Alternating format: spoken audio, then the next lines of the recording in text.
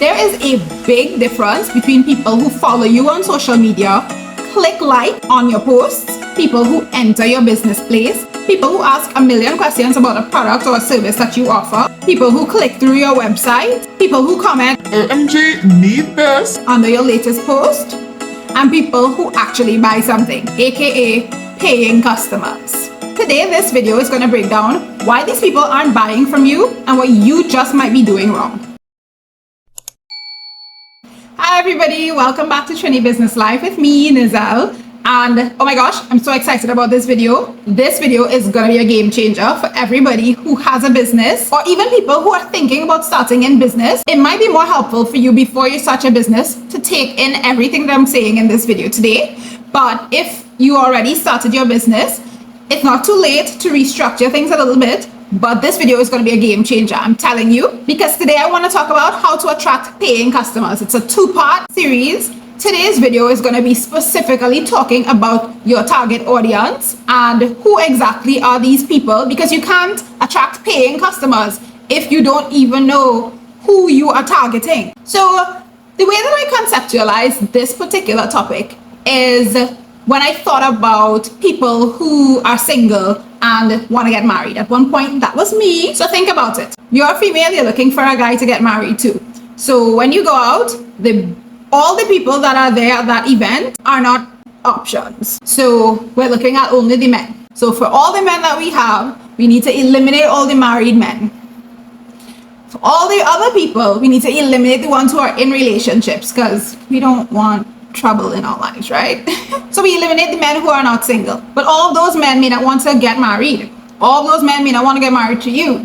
Now, you really wouldn't know until you kind of talk to people and whatnot. But then think about yourself. You may have a type. Let's say you like tall, dark, and handsome. So that's going to eliminate all the short guys, all the guys that are not dark, all the guys that are not your idea of handsome, right?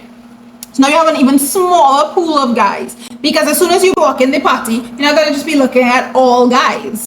You already, if you scan the room, you're going to see, oh, short, no, oh, red, no, oh, no, oh, no, yes, oh, yes, oh, yes. Even after we narrow it down to your type, and then they're single and they want to get married, you still may not want all of them knocking at your door. Take it from me. So what do I say? Just as you won't want to waste your time, talking to a guy who you're not interested in, who's not interested in you, y'all don't want the same things. Why would you waste time with people who are not interested in what you are selling? They're not interested in buying from you. They're not interested in getting to know what you have to offer. They don't have a need that you can meet. So today we want to talk about your target audience for your specific business. First of all, you need to know who you're aiming at. Who are the people that actually are going to get their problems solved by what you are offering, whether it's goods or services? You don't solve everybody's problem. You solve a particular group of people's problem. One of the biggest mistakes that new business owners make is assuming that they can target everyone. That's not true. It doesn't matter what you sell. Everybody can be a customer, but everybody is not who you should be aiming for. The thing is, just like the game of darts, the game of darts with the circle and you know what I mean?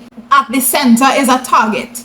Nobody plays that game to hit outside of the entire circle. Nobody plays that game to not hit the thing at the center. The aim of the game is to hit the thing at the center, the target. That's why we call it target audience. In the same way, you need to know exactly who are the people whose needs will be met by the thing that you are providing in order to know how to best meet those people's needs, how to best speak to those people and connect with those people so that they are going to say, oh my goodness, she's talking to me. I need to buy what she is selling. So in order to do that, you obviously need to know, well, what's the need that you are meeting? Or what's the problem that you can solve? When you think about these things beforehand, preferably before you start your business, you're going to be better able to figure out your target audience. So if you don't have a business already, you can take a look at this video and you'll be able to learn how to come up with a business idea that actually takes into consideration a number of things that can help you start on your journey to providing people with something that they actually need. Because what good is it providing something that people don't need? So what is a target audience? Your target audience is the specific people that your goods and services are aimed at. So whatever it is you are selling is specifically aimed to those kinds of people. So for example, Pennywise sells hair products, toiletries, makeup, and things like that. So you may say, well, everybody is their customer because everybody buys. But they do have a target audience. What comes to my mind is one of their ads from years ago. Their ad says, girls, girls, girls, shop at Pennywise. And think about it. When you go into Pennywise, it's mainly women anyway. Most of the men are sitting down outside. Not just because the women are buying things for themselves, they're buying things for the entire family. So Pennywise understood that their main customers are actually female. It doesn't mean they don't cater to men. It doesn't mean that they don't sell things that men want. It doesn't mean that men don't buy from them. But I'm sure that they would have looked at the statistics. I'm sure that they would have done their research and they would know who are their top consumers of the products that they sell. So that's something that you need to do. You need to think about who are the top consumers of the thing that I am selling. So now let's break down the unique characteristics that your target audience may possess. There are three main categories that everybody in life would fall under as a target audience. Number one would be their demographics. So demographics really just relates to the way that people can be categorized. So you can categorize people in terms of their age, in terms of their gender, in terms of their religion, their race, their location, their income, their education, things like that. The way I see it is people actually make decisions in their lives largely based on those categories. Think about it. Age. If you're, in preschool, that kind of age, you make certain decisions in your life because you are still in that age bracket. So your purchasing decisions are pretty slim because you don't have money and you don't run your own life. When you're in primary school, that kind of age, elementary school age, you make certain decisions about what you can buy. You're not going to buy a TV and a stove. You're going to buy probably candy and chocolate. If you're a teenager, maybe you're gonna buy candy and snacks too, but you're gonna also wanna probably buy other things that teenagers are gonna like. If you're in your 20s, you buy certain things. If you're in your 30s, you buy certain kinds of things. You spend a certain amount of money on it that you may not have spent when you were a teenager, even though it's the same kind of thing that you're buying, more or less, that sort of thing. Because as you get older, you may get a job and things like that. Gender. So men and women spend their money differently. Not in every single way, but in many ways. Location. So in Trinidad and Tobago, we have, the East-West corridor, we have Central, we have South. In the East-West corridor, we have the West, and we have everything past the lighthouse, which is Port of Spain, go back. But then you kind of have from Port of Spain to Arima, and then everything further east from Arima is kind of different. You can take from that whatever you want. I'm just speaking facts. Don't at me on it. It doesn't mean that people in the far east will never buy the same thing as somebody in the far west or the west, but we just know how our country's layout is. So that when you want to cater to certain people, you take it into consideration what part of the country they live in. Sometimes it's just as straightforward as what they have access to in certain countries or in certain cities or states. In states that are close to the coast, you can sell a lot of swimwear, a lot of beachwear, a lot of surfboards, a lot of, things that relate to the beach. But if you live more inland, it's gonna be a different market. A lot of it is really just normal stuff that people do in life. So that's demographics. Because of your demographics, you tend to think in a certain way and have certain beliefs. So these are the second set of characteristics that make up your target audience. It's called psychographics. So this just has to do with how they think, what they feel, their beliefs, their opinions, their values, their passions, their personality, all of the things that make up what goes on in their mind. And so when you're thinking about your target audience, that's something that you want to consider in terms of, well, will this appeal to this type of person? Let's say you want to sell sneakers. You have to know who you want to target with these sneakers. Do you want to target people who believe that good quality items are going to cost a little bit more and they don't mind spending that money because they see it as an investment?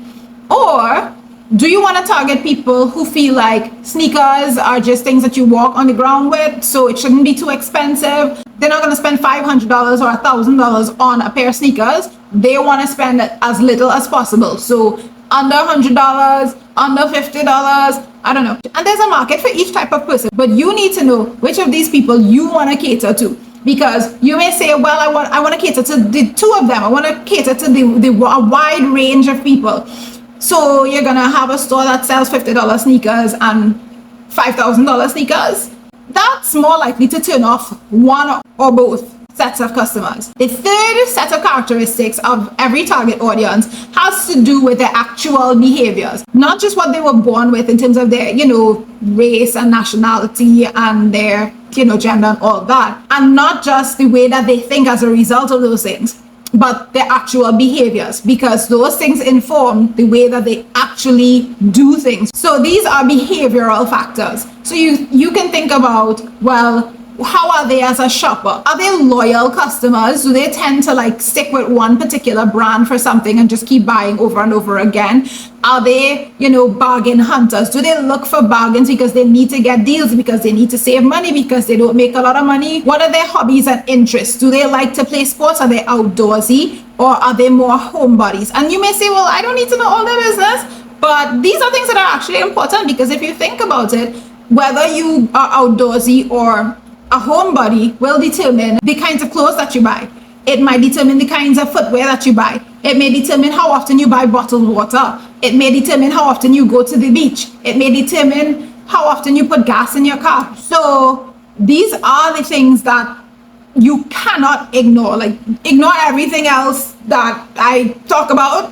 You can ignore all other business advice. You shouldn't. But this one, I'm telling you, is the type of advice that will either cause you to succeed or cause you to fail in business. So all of these things are important for you to understand your target audience.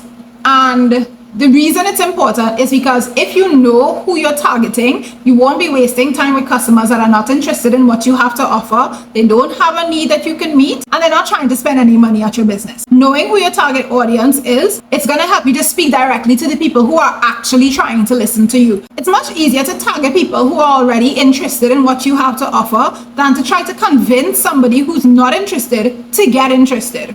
By the way, if this information is adding value to your entrepreneurship journey, please like this video and make sure that you're subscribed. And don't forget to share this video with somebody else who's in business. So in my next video, I'm going to go even deeper into how to attract paying customers by talking to you about actual strategies that you can put in place to get your target audience to actually buy from you and buy more. Thanks so much for watching. I can't wait to see you in the next video.